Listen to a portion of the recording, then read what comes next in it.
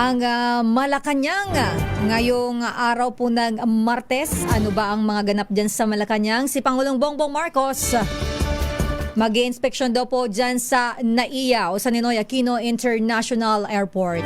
Anong oras pupunta ang Pangulo? RH14, Ms. Leth Narciso. Ms. Leth? Sister L, bibisitahin nga ni Pangulong Ferdinand Marcos Jr. ang Ninoy Aquino International Airport mamayang hapon.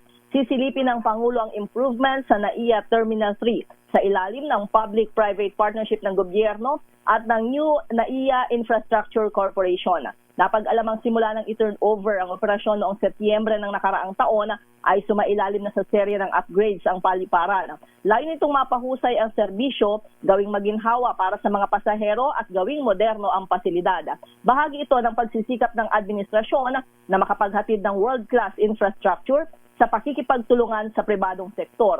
Sa gagawing inspeksyon ng Pangulo, inaasahang magkakaroon ito ng walkthrough sa airport kasama ang mga opisyal ng Department of Transportation, Manila International Airport Authority at NNIC. Ilalatag din sa Presidente ang ongoing transformation ng NAIA. Sister L?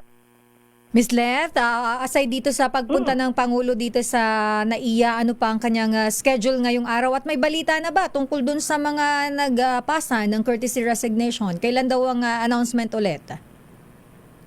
Ayan, nag-aabang pa rin tayo niyaan ng mga susunod na anunsyo mula sa palasyo. Pero so far, yun pala yung schedule ni Presidente para ngayong araw.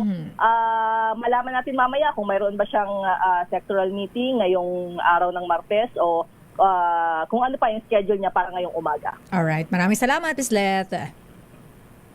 Ito si Leth Narciso para sa DZRH. Una sa Pilipinas, una sa Pilipino. Dami.